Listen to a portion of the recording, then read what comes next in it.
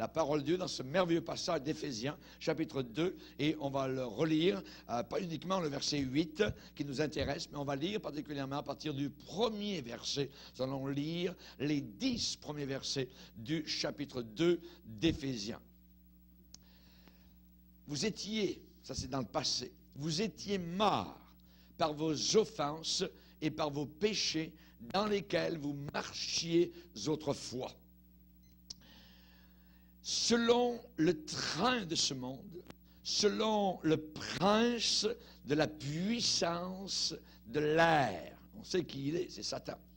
Selon l'esprit qui agit maintenant dans les fils de la rébellion.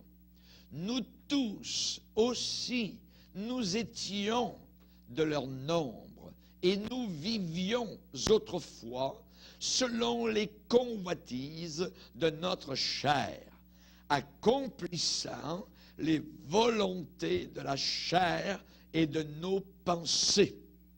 Et nous étions, par nature, des enfants de colère, comme les autres. J'aime bien, moi, les 3 points de suspension qui suivent. Mais Dieu, qui est riche en miséricorde, à cause du grand amour dont il nous a aimés, nous qui étions morts par nos offenses, il nous a rendus à la vie avec Christ. Entre parenthèses, c'est par grâce que vous êtes sauvés. Il nous a ressuscités ensemble et nous a fait asseoir ensemble dans les lieux célestes en Jésus-Christ, afin de montrer dans les siècles à venir l'infinie richesse de sa grâce, par sa bonté envers nous en Jésus-Christ. C'est par la grâce que vous êtes sauvés. Deuxième fois qu'il le dit. Par le moyen de la foi. Et cela ne vient pas de vous, c'est le don, c'est le cadeau de Dieu. Ce n'est point par les œuvres, afin que personne ne se glorifie. Car nous sommes son ouvrage, son poème, ayant été créés en Jésus-Christ pour de bonnes œuvres que Dieu a préparées d'avance afin que nous les pratiquions. Amen. Père, nous te bénissons. Tu as dit, Seigneur, que celui qui aura plongé les regards dans la loi parfaite et qui se mettant à l'œuvre et qui aura persévéré, cette personne sera heureuse dans son activité. Nous voulons te bénir particulièrement pour les œuvres que tu as préparées d'avance pour nous, Seigneur. Merci pour le chemin tout tracé. Merci, Seigneur Jésus, car tu as tout prévu d'avance. Tu es un Dieu qui ne te laisse jamais prendre au dépourvu. Tu n'es pas le Dieu du dernier instant, Seigneur. Tu es le Dieu qui a tout vu, Seigneur, qui a tout connu notre cheminement sur la terre, avant même qu'aucun de nos jours n'existe. Tu en savais le nombre et la fin. Merci, Seigneur. Une connaissance aussi puissante nous dépasse totalement. Seigneur, nous te remercions ce soir de pouvoir être là, dans ce lieu, à écouter ta parole, Seigneur. Veuille la bénir au nom puissant de Christ, notre Sauveur. Amen. Et tout le peuple dit Amen. Amen. Gloire à Dieu. Vous pouvez vous asseoir, frères et sœurs. Alléluia. Dans ce passage qu'on vient de lire, il y a un passage à l'imparfait. Vous étiez, c'est dans le passé, hein, vous étiez ceci, vous étiez cela, hein, vous n'étiez pas lumière, vous étiez ténèbres, vous étiez fils de la rébellion, vous marchiez selon les convoitises de votre chair et de vos pensées, voyez. Et nous étions par nature, par notre nature, comme les autres, voyez, c'est-à-dire, eh bien, enfants de colère, voyez. Et notre père, eh bien, c'est le père de la colère. Le diable, il était notre père, Satan, auparavant. Et par nature, nous étions comme cela. Voyez, rappelez-vous, toutes les fois, vous faisiez vos petites colères. Voyez, quand vous étiez petit, c'était la colère par terre, parce que vous avez grandi, c'était une colère debout. Mais c'était la colère pareille, voyez. Eh bien, nous étions enfants de colère. Voyez, pourquoi? Parce que c'était notre nature pécheresse, qui nous emmenait vers la perdition. Voyez, et que j'aime ce mais Dieu, mais Dieu qui est riche en miséricorde. Amen. Alléluia. Eh bien, il nous a fait grâce et il nous a sauvés par sa grâce. Et Paul va répéter 2 fois pour enfoncer le clou, qu'on le sache bien, c'est par la grâce que vous êtes sauvés. Et on a vu ce matin comment la grâce de Dieu, eh bien, vient du latin gratis, qui veut dire gratuitement, qui veut dire pour rien, sans prix, sans rien payer, et du mot gratia, qui veut dire faire une faveur, faire une complaisance par bonté pure. Pure bonté. Voyez, on a été sauvés par pure bonté. Merci Seigneur. Imaginez. Imaginez que Christ soit revenu, voyez, et que nous soyons maintenant déjà dans la tribulation, et qu'on ne soit pas sauvés. Ça serait terrible. Ça serait terrible. Et nous aurions été en enfer. Mais voilà que la Bible nous enseigne que nous ne sommes pas sauvés par nos œuvres afin que personne ne se glorifie. Nous avons vu cela, voyez. Et si nous avons été sauvés par la grâce, si cela ne vient pas de nous, ce n'est pas par les œuvres, ce n'est pas par notre sujet d'amélioration personnelle, quoi que ce soit. Non, pas du tout. Voyez, nous avons été changés, nous avons été recréés littéralement de l'intérieur. Et le petit cœur nous dit, ce fut un grand miracle quand Dieu créa les cieux et la terre. Mais ce fut un plus grand miracle quand Christ m'a sauvé. Amen. Quand il m'a sauvé, il m'a recréé. Et nous regardons la vieille personne comme si on regardait une personne étrangère. On ne la reconnaît quasiment plus, voyez, parce que nous ne sommes plus nous. Nous sommes maintenant une autre personne. Nous avons été changés. Si quelqu'un est en Christ, il est une nouvelle création, une nouvelle créature. Les choses anciennes sont passées et voici que maintenant toutes choses sont devenues nouvelles. Aujourd'hui, nous avons ces fameux, je dirais, gens qui veulent nous conseiller avec les relations d'aide, avec la psychologie, et ils veulent essayer de trouver le pourquoi de nos problèmes et nous font allonger, relaxer, tout ce que vous voulez, méditer. Et retourne dans ton passé, peut-être ça vient de ton grand-père, peut-être ton arrière-grand-père, et ainsi de suite, et ainsi de suite. Et il semble tout relié à notre passé. La Bible dit que le Seigneur, il a pris la scie, il a pris le couteau, il a pris l'épée, il a pris les ciseaux, et il a coupé complètement le passé, parce que nous sommes maintenant une nouvelle créature, et que personne ne vienne vous condamner sur votre passé. Amen. La Bible dit qu'il n'y a maintenant aucune condamnation pour ceux qui sont dans le Seigneur Jésus-Christ. Amen. Alléluia. Le diable voudrait nous condamner. Le diable voudrait nous accuser. Mais si nous nous tenons sur les Écritures et sur le salut merveilleux, sur le terrain solide du sang rouge de Christ, il n'y a maintenant aucune condamnation pour ceux qui sont en Jésus-Christ. Nous avons été revêtus de la justice qui n'est pas la nôtre, mais celle d'un autre, la justice de Christ, la justice de Jésus. L'apôtre Paul a dit, j'ai pas honte de l'Évangile. J'ai pas honte de l'Évangile. C'est la puissance de Dieu. Comment avoir honte de la puissance de Dieu? Voyez, il y a des hommes qui n'ont pas honte de la puissance des hommes. La puissance des hommes, ça peut être leur bombe atomique, ça peut être ce que vous voulez, ça peut être leurs armes, ça peut être leur porte-avions, ça peut être leur fusée téléguidée ou quoi que ce soit. Voyez, ça c'est la puissance des hommes. Mais la puissance de Dieu, amen, elle transforme un cœur, amen. La puissance de Dieu change une vie. Les hommes n'ont jamais pu nous changer. Rien n'a pu nous changer. Aucune thérapie n'a pu nous changer. Aucune amélioration. Nous sommes retombés dans nos péchés. Mais le salut de Christ, c'est la puissance de Dieu. Et Paul a dit, je n'ai pas honte de l'Évangile. Je n'ai pas honte de l'Évangile, c'est la puissance de Dieu. Car en lui, dans l'Évangile, est révélée la justice de Christ. Amen. La justice de Christ par la foi et pour la foi.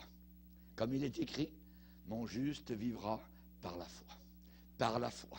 C'est par la foi. Tu as commencé par la foi, continue par la foi et tu finiras par la foi. Amen. Alléluia. Dans ton dernier soupir, quand ton dernier respire sera pris sur la terre, tu vas voir, mon frère, ma soeur, que ta foi n'aura pas été vaine. Devant toi vont s'ouvrir le ciel. Amen. Devant toi, les champs célestes. Devant toi, les anges, les archanges. Il va te pousser des ailes dans le dos. Alléluia. Gloire au Seigneur. Alléluia. Tu vas monter dans la présence du Seigneur. Les portes de gloire seront ouvertes parce que tu as fait confiance à ce qu'un autre a fait à la croix du Calvaire, Jésus-Christ, notre Sauveur. Amen. Alors, tout ce que nous sommes, tout est par sa grâce. Tout est par sa grâce. Si ce n'était pas de la grâce de Dieu, où serions-nous aujourd'hui? Où serions-nous? Imaginez.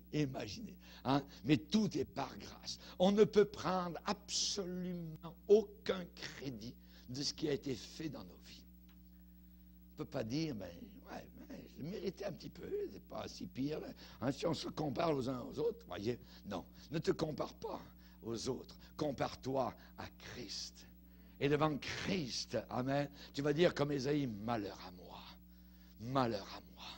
J'habite au milieu d'un monde impur et j'ai besoin d'être purifié. Et j'ai besoin, il est tellement saint, tellement puissant, tellement lumière, amen, qu'il faut se regarder face à ce Sauveur. Et là, nous rentrons dans nos petits souliers. Amen. Gloire au Seigneur. On ne peut absolument pas prendre aucun crédit. L'apôtre Paul a parlé de ce qu'il avait accompli pour le Seigneur au travers de son ministère. Et il en parle évidemment avec humilité, mais il va cependant déclarer en disant, eh bien, il m'est apparu à moi aussi comme à l'avorton. Comme à un avorton. Voyez, imaginez. Voyez? Il veut même pas se mettre au rang des apôtres. Pourquoi? Parce qu'il y a quelque chose qu'il a de la difficulté à se pardonner, c'est qu'il a persécuté l'Église. Il a fait tuer des chrétiens. Et toute sa vie, ça va le garder vraiment humble. Même s'il est sauvé, même s'il est pardonné, même s'il est un enfant de Dieu maintenant, il va dire, Christ m'est apparu aussi à moi comme un avorton, car je suis le moindre des apôtres, le plus petit des apôtres. Je ne suis même pas digne d'être appelé apôtre, parce que j'ai persécuté l'Église de Dieu. Par la grâce de Dieu, je suis ce que je suis. Par la grâce de Dieu, je suis ce que je suis. Et sa grâce envers moi n'a pas été vaine. Loin de là, j'ai travaillé plus que tous. Voyez, non pas moi toutefois, mais la grâce de Dieu qui est en moi.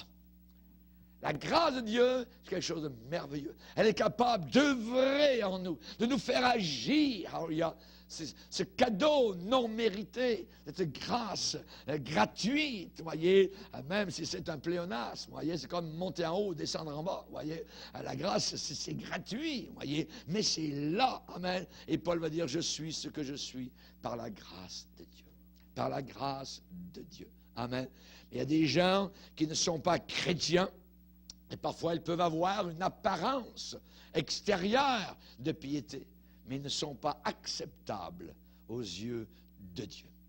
Uniquement le Saint-Esprit qui habite à l'intérieur de quelqu'un peut produire la sorte de justice que Dieu peut accepter. Il n'y a qu'une seule sorte de justice que Dieu accepte, et c'est celle de son Fils. Et pour avoir cette justice, il faut venir à la croix et être revêtu de sa justice. Pas la nôtre. Hein, pas la nôtre. Amen. Ce qui veut dire quoi? Ce qui veut dire, évidemment, que les bonnes œuvres ne nous justifient pas. Les bonnes œuvres ne nous font pas gagner notre ciel, voyez. Et ce n'est pas maintenant que nous sommes sauvés, nous les chrétiens, les bonnes œuvres, quelque chose que nous faisons à l'occasion, voyez. Non, pas du tout. Maintenant, pour nous chrétiens, les bonnes œuvres, c'est une forme de vie. C'est une manière de vivre. Nous vivons dans les bonnes œuvres. Nous roulons dans les bonnes œuvres que Dieu a préparées d'avance pour que nous y entrons à l'intérieur. Voyez, il a préparé des choses pour que nous les fassions. Alors, il dit, regarde, voyez, tu entendras derrière toi une voix qui dira, voici le chemin, marche-y. Fais la bonne œuvre que j'ai préparée pour toi. Je l'ai préparée pour toi, c'est juste pour toi. Voyez, et nous entrons dans le courant de l'Esprit. Et quand nous faisons ces bonnes œuvres, la Bible dit dans Jacques 1er chapitre, nous sommes heureux. nous sommes heureux. Alléluia. Sera heureux dans son activité. Il devrait être aussi naturel pour un chrétien d'être juste que pour un pommier de porter des pommes. Un chrétien doit porter de bons fruits. Voyez? Si le chrétien porte des épines partout, oh, il y a quelque chose. Voyez? Normalement, il doit porter des pommes. Et il porte juste des épines. Voyez? Donc, il y a un problème. Un problème très grave. On va le lire, si vous voulez bien, dans Matthieu chapitre 7. Dans Matthieu chapitre 7, au verset 17, le Seigneur dit, « Tout bon arbre porte de bons fruits, mais le mauvais arbre porte de mauvais fruits. Un bon arbre ne peut porter de mauvais fruits, ni un mauvais arbre porter de bons fruits. Tout arbre qui ne porte pas de bons fruits est coupé et jeté au feu. C'est donc à leurs fruits que vous les reconnaîtrez. » Nous ne pouvons pas reconnaître, nous, l'intérieur d'un cœur. Nous regardons les branches.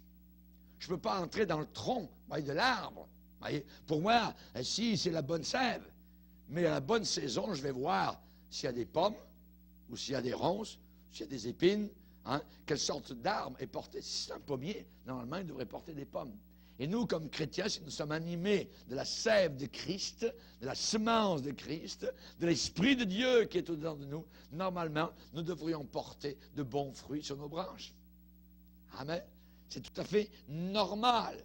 Il devrait être aussi naturel pour un chrétien d'être droit, juste, que pour un pommier de porter des fruits. La vie chrétienne est bien souvent dans la parole de Dieu imagée comme un arbre. Comme un arbre. Dans le psaume 92, il est dit, le juste est comme un palmier qui croît dans le désert. Et nous sommes en plein désert. Et parfois, j'ai vu dans certains endroits de la terre, très désertiques, des arbres tout à fait verts, par 40 degrés, ou 50 degrés. Mais comment ça peut se faire? Voyez? Il y a une chose, c'est que ces arbres vont puiser très profond dans leurs racines l'eau du sous-sol. Et même si, à la surface du sol, tout est quasiment désertique, ces arbres sont verts. Quelle belle image d'un chrétien. Autour de nous, c'est complètement sec. Tout est en train de s'écrouler. Les foyers, les mariages, les enfants, le système éducatif, le système gouvernemental, tout ce que vous voulez. Les démons sont en train de monter du fond de l'enfer, voyez, et ainsi de suite. Et vous avez des chrétiens qui sont verts. Vous avez une palmeraie ici, à Chambly, Québec, rive sud de Montréal. Alléluia. Gloire à Dieu. Amen. Que Dieu soit béni. Alléluia. Des palmiers qui vont puiser profondément dans leurs racines l'eau du Saint-Esprit. Amen. On nous dit que les palmiers vont jusqu'à 50 pieds de racines sous terre. 50 pieds sous terre. Leurs racines descendent, alléluia, pour aller chercher donc de la fraîcheur et de l'eau. Merci Seigneur. Pour nous aussi, il faut descendre profond. Il faut aller devant le Seigneur. Il faut rester devant Dieu. Amen. Il ne faut pas se désespérer. Il ne faut pas se décourager. Il faut persévérer dans la foi. Il ne faut pas écouter Satan, ni notre cœur, voyez, ni nos idées. Amen. Qui peuvent nous dérouter, qui peuvent nous décourager ou abandonner même la prière ou la parole de Dieu ou les réunions ou le témoignage. Non. Alléluia. Il faut descendre profondément, alléluia, dans le sous-sol pour aller chercher cette fraîcheur. Amen. Et ainsi, on est toujours renouvelé régulièrement. On ne peut pas vivre sur les choses du passé. Il faut vivre aujourd'hui sur ce que Dieu nous a donné. Faire des expériences personnelles avec Dieu aujourd'hui et lui dire, Seigneur, oui, j'ai été sauvé il y a tant d'années, mais j'ai besoin d'un renouvellement. J'ai besoin de t'entendre de nouveau. J'ai besoin que mon amour soit rafraîchi. Alléluia. Et le Seigneur est capable de le faire. Il est capable de se montrer et de dire, comme il a dit à Jérémie, l'Éternel se montre à moi et il me dit, je t'aime d'un amour éternel, je te conserve ma bonté. Alléluia, alléluia, je te conserve ma bonté. Dans le psaume premier encore, il y a cette image qui vient du Saint-Esprit, celui qui aime la parole de Dieu, qui la médite jour et nuit, il est comme, voyez, un arbre planté près d'un courant d'eau. Près d'un courant d'eau. il y a un courant d'eau. Amen. On a vu au début de notre semaine de jeûne et prière en janvier, amen, avec le thème du fleuve d'Ézéchiel. Ce fleuve qui coulait, qui sortait directement de la maison de Dieu, qui sortait directement de la croix du calvaire, du côté de Jésus, du cœur même de Jésus-Christ, pour nous abreuver. Amen. C'est un fleuve dans lequel il faut descendre. Et si nous sommes plantés, amen, nous allons être rafraîchis et nous allons porter du fruit à la gloire du Seigneur. L'apôtre Paul parlait de la conversion à Dieu et de la pratique de bonnes œuvres. La pratique de bonnes œuvres. Amen. La grâce, c'est comme nos racines. Voyez, c'est pas visible, c'est dans le sous-sol. Et nos bonnes œuvres, c'est ce qui est visible, c'est les fruits. Ils vous reconnaîtront à vos bonnes œuvres. Amen. Ayez au milieu des païens une bonne conduite, afin que là même où ils vous calomnient, comme si vous étiez des malfaiteurs, ils remarquent vos bonnes œuvres au jour où Dieu les visitera. Et ils vont glorifier le Seigneur. Amen. Donc, il faut que nos bonnes œuvres soient visibles. Il faut qu'ils s'en rappellent. Que de chrétiens sont venus au Seigneur à cause d'un collègue de travail. Ils l'ont observé, ils l'ont regardé dans ses actions, dans ses réactions. Il n'était pas comme les autres. Ils sont allés vers lui, lui posaient des questions. Et là, évidemment, le témoignage a eu lieu. Et les personnes ont été sauvées. Des personnes ont regardé ces chrétiens qui étaient comme des palmiers dans le désert, qui n'agissaient pas comme les autres, qui avaient une bonne conduite au milieu des païens, qui les calomniaient, qui riaient Dieu, ainsi de suite. Mais le chrétien reste ferme et il reste avec le sourire. Amen. Il ne sort pas les poings. Voyez, non, non. Ne sortez pas votre épée. Jésus a dit à l'apôtre Pierre, garde ton épée dans son fourreau. Voyez, celui qui prendra l'épée mourra par l'épée. Évidemment, nous comme chrétiens, nous ne sommes pas évidemment dans cette catégorie-là. Nous sommes des hommes de paix et nous désirons évidemment continuer à faire de bonnes œuvres pour la gloire du Seigneur. Amen. Gloire au Seigneur. Si on ne voit pas les bonnes œuvres, on peut douter sérieusement que la personne ait fait une expérience de salut dans sa vie. Voyez, un païen ne fait pas de bonnes œuvres. Il vit pour lui. Tout est centré autour de lui. C'est lui, je me moi. Voyez, mais le chrétien, c'est tout à fait différent. Oui, il prend soin de lui et de sa famille, mais il a des bonnes œuvres que Dieu a préparées d'avance et il les fait. Voyez. Si on lui demande de faire 1000, il est capable d'en faire un deuxième. Voyez. Il est capable d'en faire un deuxième. Des bonnes œuvres que Dieu a préparées d'avance. Si on ne voit pas les fruits, alors il est naturel de mettre en doute la réalité des racines. Peut-être c'est un homme mort, il n'y a pas de fruits. C'est la saison des pommes, il n'y a pas de pommes. Peut-être qu'il est en train de mourir. Voyez. Peut-être que ses racines sont mortes. Peut-être qu'il n'y a plus de contact avec la fraîcheur du sous-sol et la grâce est en train d'être coupée. Voyez. Lisez avec moi dans Jean chapitre 15. Ce n'est pas une petite affaire de porter des fruits. Voyez. Dans Jean 15, où le Seigneur déclare en disant « Je suis le vrai cep ». Voyez. Il n'est pas le cep, il est le vrai cep. Alléluia.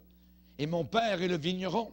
Tout sarment, ça veut dire toute branche, qui est en moi et qui ne porte pas de fruits, il le retranche. Et tout sarment qui porte du fruit, il l'émonde, afin qu'il porte encore plus de fruits. Déjà, vous êtes purs à cause de la parole, tout ça. Et ensuite, verset 5, je suis le cep, vous êtes les sarments. Celui qui demeure en moi et en qui je demeure porte beaucoup de fruits. Voyez. Ensuite, au verset 8, si vous portez beaucoup de fruits, c'est ainsi que mon Père sera glorifié et que vous serez mes disciples. Amen. Ici, le fruit est très, très important. Pourquoi? Parce que si quelqu'un ne demeure pas dans le Seigneur, ne reste pas dans le Seigneur, il est dit qu'il est jeté dehors. Il ne peut pas rester. Il est jeté dehors comme le sarment qui ne porte pas de fruits. Et le sarment qui ne porte pas de fruits, qui est jeté dehors, voyez, il est tout seul, il n'est plus plugué au tronc. Qu'est-ce qu'il fait? Il sèche. Il sèche. Et vous avez des chrétiens qui sont complètement secs. Voyez. Qu'à un moment donné, on décidé, non, Jésus, tout ça, donc ils se sont ôtés du tronc, la vie ne coule plus, voyez, et ils sont en train de sécher. Mais c'est très dangereux. Pourquoi? Parce que les sarments secs, dans une vigne, on les ramasse, voyez. Et tous ces sarments, on en fait des fagots et on les jette au feu. Et ils brûlent. Imaginez, Si je ne porte pas de fruits, ce qui peut évidemment me pendre au nez, attention, on les jette au feu et ils brûlent. Voyez, ici le Seigneur est en train de parler de l'enfer. En enfer, ça brûle. C'est du feu. Voyez. Donc je dois porter du fruit à la gloire du Seigneur. Il faut que ma vie s'épanouisse, que je porte du fruit. D'abord, vous voyez la progression, le crescendo. Pas de fruits, du fruit, beaucoup de fruits. Plus de fruits, beaucoup de fruits. Donc il y a un crescendo. Le Seigneur veut que nous partions de pas de fruits, du fruit, plus de fruits, beaucoup de fruits. Et ainsi le Père est glorifié. Amen. Alléluia. Gloire au Seigneur. L'apôtre Paul place donc tout le plan du salut en un petit résumé de quelques mots. Dans Éphésiens chapitre 2, il va dire, par la grâce, vous êtes sauvés, par le moyen de la foi, pour de bonnes œuvres. Tout est là. Vous voyez, nutshell. Vous voyez, juste, je dirais, bien pacté. Par la grâce, vous êtes sauvés. Vous ne le méritez pas. Par le moyen de la foi, pour de bonnes œuvres. On n'est pas sauvé par nos œuvres, on est sauvé pour de bonnes œuvres que Dieu a préparées d'avance. Souvent, on l'a dit autrement, sauvé pour servir. Sauvé pour servir. Alléluia. Nous avons été sauvés pour servir. Et la grâce de Dieu, elle est gratuite, c'est vrai. C'est pas nous qui sommes montés sur la croix. C'est pas nous qui avons été hués à Jérusalem. C'est pas dans nos mains que des clous de fer sont entrés. C'est notre sang qui a coulé, voyez. Et notre sang aurait pu couler, mais ça aurait sauvé personne, ni vous-même. Rien. Ça aurait rien fait. Parce qu'il fallait que le sang soit pur. Totalement pur. Et il n'y avait qu'un seul être qui pouvait avoir son sang pur, c'était Dieu. Et Dieu s'est incarné. Alléluia. Merci Seigneur. Merci Seigneur. Alléluia. Gloire à Dieu. Que Dieu soit béni. La grâce de Dieu est gratuite. Mais ça ne signifie pas que de vivre la vie chrétienne ne nous coûte rien. À partir du moment où on est sauvé, ça va nous coûter, je dirais, tout le reste de notre vie. Et ça peut nous coûter justement jusqu'à payer le prix ultime de notre mort, s'il le faut. Et il y a des chrétiens qui le payent dans des pays de persécution. Voyez, ça ne nous coûte rien pour être sauvé, mais la vie chrétienne peut nous coûter tout. Voyez, nous coûter tout. Voyez, et nous avons la responsabilité de vivre selon les lois de Dieu. Nous avons la responsabilité de faire ce qui lui est agréable et ce qui lui plaît. Nous ne pouvons pas vivre comme nous le voulons, comme nous l'entendons. Nous sommes devenus les esclaves de la justice. Nous sommes devenus les esclaves de Dieu. Quand Paul met ses en-têtes de lettres, il va dire Paul, serviteur de Jésus-Christ. C'est pas vraiment serviteur. Vous voyez, le mot c'est doulos en grec. Et dans une maison grecque ou romaine à l'époque, il y avait des esclaves, ceux qui lavaient les pieds du maître, ceux qui nettoyaient, ceux qui se mettaient par terre, qui faisaient toutes sortes de travaux, c'était des esclaves. Et dans la maison de Dieu, nous avons besoin de mettre nos genoux par terre, nous avons besoin de mettre, je dirais, le sarrau de travail, voyez, de laver les pieds des autres, de nous pardonner les uns les autres, de faire peut-être ce que les autres ne veulent pas faire. Nous sommes des esclaves de Jésus-Christ. Et c'est merveilleux d'être un esclave dans la maison de Dieu. Dans l'Ancien Testament, lorsque quelqu'un était esclave, il pouvait s'en aller. À un moment donné, il pouvait réclamer sa liberté au bout d'un certain nombre d'années. Mais si l'esclave aimait son maître, voyez, alors disait à son maître, maître, je ne veux pas partir de la maison. Je suis bien comme esclave dans votre maison. Je suis bien traité. Ma femme est bien traitée. Mes enfants grandissent dans votre maison. Tout ça. J'aimerais rester comme esclave dans votre maison. À ce moment-là, le maître amenait l'esclave à côté du poteau de la maison.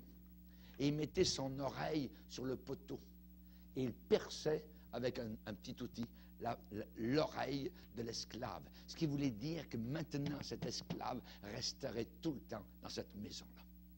Relisez votre Bible dans l'Ancien Testament. C'est comme cela, la loi de l'esclavage. Voyez, c'est merveilleux. C'est merveilleux. Amen. J'ai prêché ce message en Afrique, au Mali. Les esclaves de Dieu. Et les Noirs qui ont connu l'esclavage, voyez, m'écoutez les deux yeux grands ouverts. Voyez. Mais quand on voit cela sous l'angle, évidemment, de la Bible, cela change complètement. Nous sommes des esclaves et nous voulons rester dans la maison du Maître. Amen. Alors le Seigneur nous amène vers le poteau. Amen. Et le poteau, c'est la croix du calvaire. Et là, il nous perce l'oreille. Amen. Et il a ouvert nos oreilles pour que nous puissions entendre la voix du Maître, que nous comprenions ce que le païen ne peut pas comprendre. L'homme animal ne reçoit pas les choses de l'Esprit de Dieu. Amen. Mais l'homme spirituel, amen, il en mange, il en goûte, il comprend, il réalise, et il comprend encore plus, alléluia, la loi de son Maître et la loi de la maison du Maître. Merci Seigneur. Alléluia. Le Seigneur a des standards pour la vie chrétienne. Et le Seigneur ne veut pas que nous expérimentions sa grâce et ensuite retourner à nos vieilles vies. Il ne veut pas que nous retournions à nos vieilles vies. Quand le peuple est sorti d'Égypte, le Seigneur a dit, vous ne retournerez plus par ce chemin-là. Et il a fermé la mer. Vous ne retournerez plus par ce chemin-là. Amen. Le diable, il aimerait, tu sais, qu'il prenne nous construire des bateaux. À nous monter des bateaux. Vous voyez, à nous offrir mer et monde pour retourner, vous voyez, en Égypte. Tu ne retourneras pas par ce chemin-là. Amen. C'est trop merveilleux ce que nous avons expérimenté. On est trop proche maintenant de la maison du Père. On a trop voyagé et on est trop loin du monde pour y retourner. Maintenant, c'est en avant, marche. Amen. Alléluia. Gloire au Seigneur. Que Dieu soit béni. Évidemment, le Dieu a des standards pour la vie chrétienne et il faut marcher dans les bonnes œuvres et il faut pratiquer les bonnes œuvres. Pratiquer les bonnes œuvres. Dieu les a préparées d'avance afin que nous les pratiquions.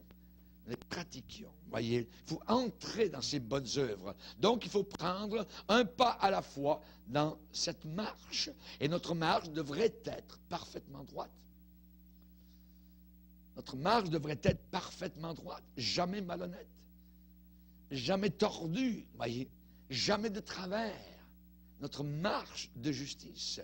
Enoch, Noé, marchaient avec Dieu dans une génération exactement semblable à la nôtre. Puisque Jésus a dit qu'à la fin des temps, ça serait comme du temps de Noé. Voyez? Et nous sommes, dans cette époque actuellement, et nous pouvons marcher avec Dieu dans des jours terribles. Nous sommes actuellement dans des jours inimaginables, terribles. Voyez? Nous avons besoin de la grâce de Dieu. Et cette grâce, elle est là. Elle est capable de nous garder comme Noé, comme Enoch, comme l'apôtre Paul, comme Joseph a été gardé dans un monde si méchant. Amen. Donc nous devons marcher, la Bible dit, d'une manière digne de l'Évangile. Digne du nom, de beau nom que nous portons, le nom de chrétien. De chrétien. Lorsqu'on a amené Blandine dans le cirque à Lyon, devant la foule des Lyonnais, du temps des Romains, Blandine avait un seul mot, elle criait. Je suis chrétienne, je suis chrétienne, je suis chrétienne. Ils ont fait sortir les taureaux. Alors, les taureaux ont lutté contre Blandine, l'ont envoyée en l'air, elle n'arrivait pas à mourir. Ils l'ont ramenée en prison. Alors, elle était totalement, presque, vraiment maganée, chaos. Ils l'ont fait ressortir plus tard. Ils ont renvoyé les taureaux. Et tout ce qu'elle criait devant la foule. Je suis chrétienne, je suis chrétienne. Finalement, il n'arrive pas à la tuer. Rien. Voyez. Alors, il a fallu que quelqu'un prenne une épée et la transperce. Elle est dans la gloire. Amen. Je suis chrétienne. Je suis chrétienne. On paye un prix pour être chrétien. Amen. N'ayons pas peur de le payer et de dire que nous sommes chrétiens. Le beau nom que nous portons. Il y a Christ à l'intérieur. Amen. Que Dieu soit glorifié. Ne faisons pas honte, amen, à nos frères et sœurs qui nous ont précédés. Ne faisons pas honte aussi à ceux qui nous regardent, qui poussent, et qui regardent nos actions et nos réactions. Si nous sommes chrétiens, n'ayons pas peur, n'ayons pas honte. Paul a dit, je n'ai pas honte de l'évangile de Jésus-Christ. J'aimerais vous dire que le Seigneur est capable de nous garder. Il nous gardera. Amen. Nous avons besoin d'être gardés. Et il l'a promis. Paul a écrit aux Philippiens en disant, je suis persuadé. Je suis convaincu que celui qui a commencé en vous cette bonne œuvre la rendra parfaite pour le jour de sa gloire. Amen. Et il va dire en disant, il est juste et correct que je pense comme cela de vous tous, parce que je vous porte dans mon cœur, soit dans mes liens parce qu'il était prisonnier, soit dans la défense de l'Évangile ou dans la confirmation de l'Évangile, vous qui participez tous à la même grâce que moi. a la même grâce que moi. Je veux dire, cette grâce-là, elle est capable de nous porter au travers de beaucoup d'épreuves, de difficultés, de déluges, d'horreur, de saleté, de pourriture, tout ce que vous voulez, de calomnie, ça n'a aucune importance. La grâce de Dieu sera toujours à la hauteur pour nous garder dans le Seigneur. Amen. Il ne dort ni ne sommeille celui qui te garde. Celui qui garde Israël, il veillera sur toi. Nous sommes gardés, va dire l'apôtre Pierre au 1er chapitre, par la puissance de Dieu. Gardés par la puissance de Dieu. Alléluia. Merci Seigneur. Parce que tu as gardé ma parole, je te garderai aussi. Amen. Nous faisons notre pas, Dieu va en faire 10. Alléluia, gloire au Seigneur. Nous on fait un pas, le Seigneur il en fait beaucoup. Approchez-vous de lui et il s'approchera de vous. Amen, gloire au Seigneur. J'aimerais vous dire que l'apôtre Paul continue et il va dire, maintenant en Jésus-Christ, vous qui étiez jadis éloignés, vous avez été rapprochés. Éloignés, rapprochés. Amen. Il y a eu un aimant, pouf, qui nous a attirés. Alléluia. La traction de Christ a été merveilleuse. Amen. Et nous ne voudrions jamais que cette attraction s'en aille. Alléluia. L'aimant gardera toujours cette attraction. Il est puissant afin que nous restions collés à lui. Amen. Maintenant, en Jésus-Christ, vous qui étiez jadis éloignés, vous avez été rapprochés par le sang de Jésus-Christ. Jadis éloignés, maintenant rapprochés. Le passé, le présent. Quand nous étions encore dans le péché, il y avait une très grande distance entre nous et Dieu. On le connaissait peut-être avec notre tête, voyez, ou avec un peu la religion, mais on ne le connaissait pas dans notre cœur. On ne le connaissait pas personnellement, voyez. Nous vivions dans un pays éloigné, comme le fils prodigue. Comme le fils prodigue. Nous habitions dans un village qui s'appelle Lodébar, comme Méphibosheth, qui fuyait le nouveau roi David. Il habitait là-haut, dans le coin reculé dans le désert, à Lodébar. Vous connaissez l'histoire de Méphibosheth, voyez, jusqu'au jour où le roi David l'a fait venir. Et tremblant, lui qui était boiteux, voyez, Méphibosheth est arrivé devant le trône de David. Et il pensait que c'était sa fin, qu'il allait le massacrer, voyez. Mais non, David a dit, je veux user de bonté envers toi. Hein? De bonté envers moi, voyez. Et c'est cela qui nous est arrivé. Nous avons été appelés au palais royal par le Fils de David, par Jésus-Christ. Et nous qui étions croches, qui étions boiteux, qui étions tout tordus, voyez, il nous a fait venir jusqu'à lui. Il nous a dit, je veux user de bonté envers toi. Que Dieu soit béni. Mais Dieu qui est riche en miséricorde, nous qui étions éloignés, il nous a rapprochés. Alléluia. Alléluia. Par quoi? Par le sang. Par le sang de Jésus. C'est le sang qui nous a rapprochés. Dans ma première église, j'en parlais à quelqu'un cet après-midi, il y avait une dame dans mon église qui savait à peine lire et écrire. Et une dame de la ville l'avait invitée, c'était une dame qui faisait des travaux, toutes sortes de travaux de nettoyage au printemps, ainsi de suite, les vitres. Et une dame de la ville l'a invitée à faire du ménage, tout ça. Et alors qu'elle était dans l'escabeau dans sa maison, la chrétienne était en train de nettoyer et la dame de la maison était là. Et la chrétienne a dit, vous savez madame, c'est le sang de Jésus qui nous purifie de tout péché. Elle a dit directement la Bible. La femme qui était en bas a dit, répétez-moi ça. Le sang de Jésus nous purifie de tout péché. Cette femme-là a été sauvée sur place. Madame Roy, Madame Florence Roy du lac Mégantic a été sauvée parce qu'une dame qui savait à peine lire et écrire a donné son témoignage et la parole de Dieu a percuté cette personne. Le sang de Jésus nous purifie de tout péché. Alléluia. Alléluia. Et j'ai eu cette autre personne dans la première église. La dame qui avait témoigné et la dame qui a été sauvée. Alléluia. Que Dieu soit glorifié. Que Dieu soit béni. C'est le sang de Jésus-Christ qui nous a rapprochés. Amen. La différence entre maintenant et avant, c'est qu'avant nous étions loin, maintenant nous sommes proches. Nous avons été amenés, va dire Pierre, amenés à Dieu. Alléluia. Par la mort expiatoire de Jésus-Christ. Il nous a amenés, il nous a pris par la main. Alléluia. Il nous a dit, viens, je t'amène vers le Père. Je t'amène vers celui avec lequel je t'ai réconcilié. Et le Père n'a pas froncé les sourcils sur nous. Alléluia. Il nous a ouvert les bras. par le sang, par le sacrifice du Fils à la croix du Calvaire. L'homme inconverti ne peut pas venir proche de Dieu. C'est impossible. L'homme inconverti ne peut pas s'approcher de Dieu. L'homme inconverti ne peut pas comprendre les choses qui sont spirituelles. L'homme animal ne reçoit pas les choses de Dieu. Elles sont une folie pour lui. Qu'un homme cloué sur une croix il y a 2000 ans puisse nous sauver aujourd'hui, voyez, c'est un homme animal. Et le mot animal, c'est le mot psyché.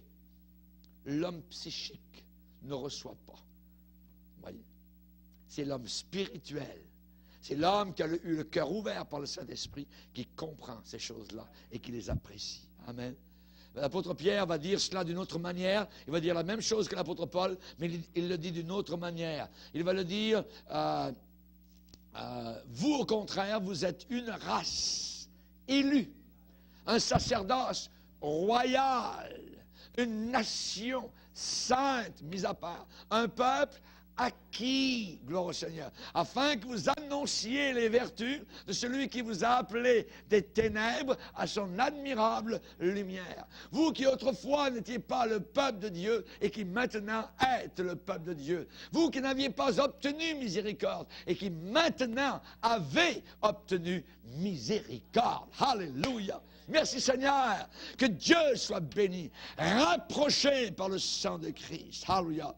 Évidemment, l'homme inconverti vit dans un monde totalement différent du nôtre. Il vit dans une sphère totalement différente. Et avec le croyant, toutes les choses sont totalement révolutionnées. Alors, on peut appeler même Dieu notre Père. Imaginez. Nous sommes maintenant ses enfants d'adoption. Amen.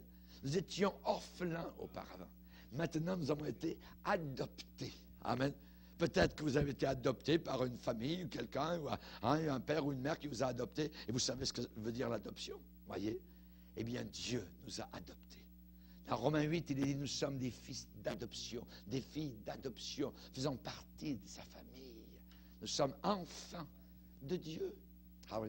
À tous ceux qui l'ont reçu, Jésus, il leur a donné le pouvoir de devenir enfants de Dieu, lesquels sont nés, non du sang, ni de la chair, ni de la volonté de l'homme, mais nés de Dieu. Es-tu né de Dieu? Imaginez. Ça veut dire que il y a eu la main de Dieu sur ta vie, il y a eu un attouchement, une action du Dieu éternel sur ta vie personnelle. Tu dis, mais comment ça, Seigneur? Pourquoi moi? Pourquoi je connais ça? Pourquoi je suis béni? Pourquoi je vis ça? Pourquoi je comprends ça? Pourquoi j'aime les réunions? Pourquoi j'aime te chanter, te louer? Pourquoi je me sens tellement propre à l'intérieur dans mon cœur? Pourquoi je n'ai plus de sentiment de culpabilité? J'ai posé ma main sur toi. Je suis riche en miséricorde. Cela ne vient pas de toi, c'est mon cadeau. Et tu l'as accepté. Alléluia. Un jour, on va entendre le Seigneur dire, c'est bien, bon et fidèle. Serviteur, esclave, entre, viens dans la joie de ton maître. Amen. Baissons nos têtes et prions le Seigneur. Alléluia. Seigneur, nous voulons te bénir. Seigneur, nos cœurs sont émus, touchés, Seigneur, sensibilisés par ton Saint-Esprit qui est tellement présent. Merci, Seigneur, de nous faire comprendre, nous faire réaliser, nous faire revivre, Seigneur Jésus, ces moments merveilleux, Seigneur, que tu nous as accordés depuis notre conversion, notre nouvelle naissance. Véritablement, c'est une vie totalement nouvelle que tu nous as accordée. Veuille bénir chacun de tes enfants et nous encourager tous, Seigneur, à te suivre comme un troupeau, Seigneur Jésus, qui sous ta houlette et ton bâton, Seigneur, suit la trace du berger. Merci Père, au nom de Jésus. Donne-nous une bonne semaine en toi Seigneur et que nous puissions être plus que vainqueurs à cause de notre Sauveur. Amen. Et tout le peuple dit Amen.